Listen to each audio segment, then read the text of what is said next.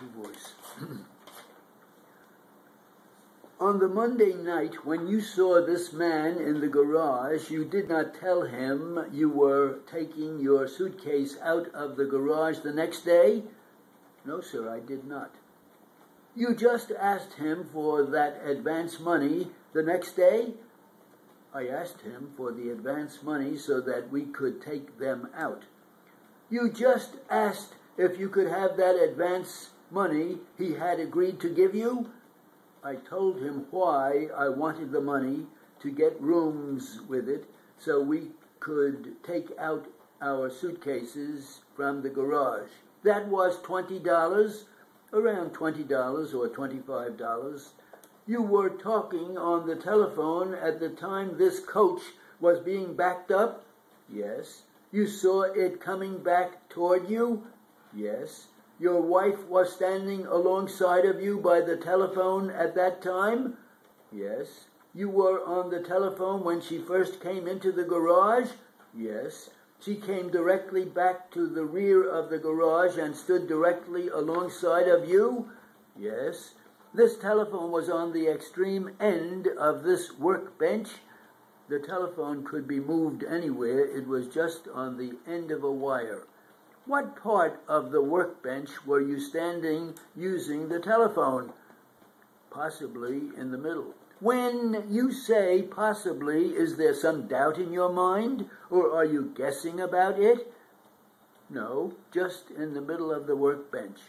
You saw this coach coming back toward you? Yes, sir. You are familiar with the operation of the coaches you told me before?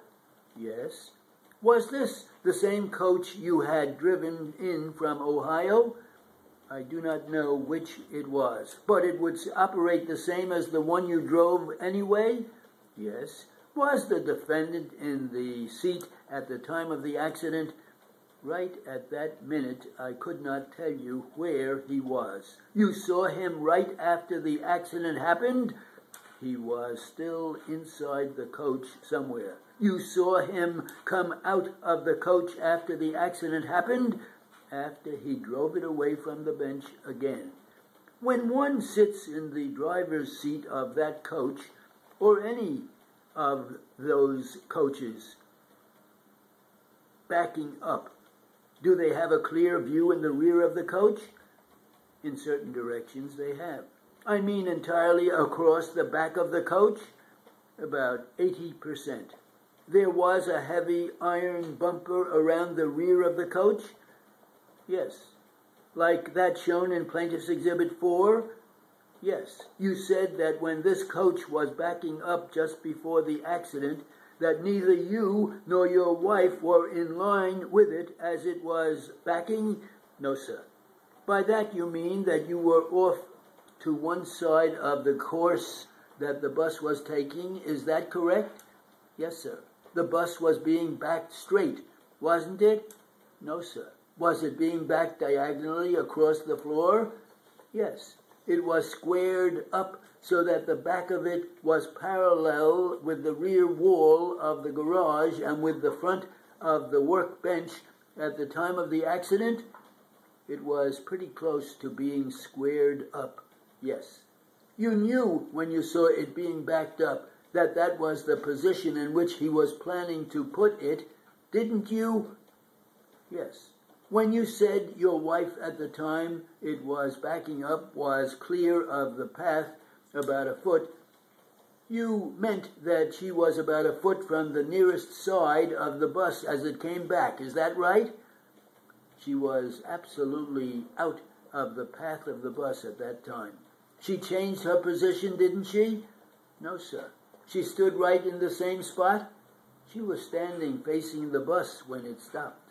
Did she turn around? She did not turn her body around. She just turned her head around and talked to me. You are sure of that? Yes. Didn't you say that after the bus stopped that you paid no more attention until you heard a noise? Didn't you say that? Yes.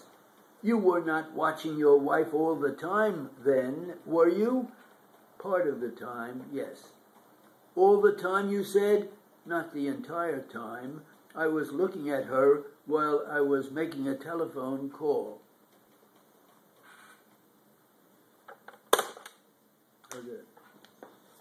Also difficult.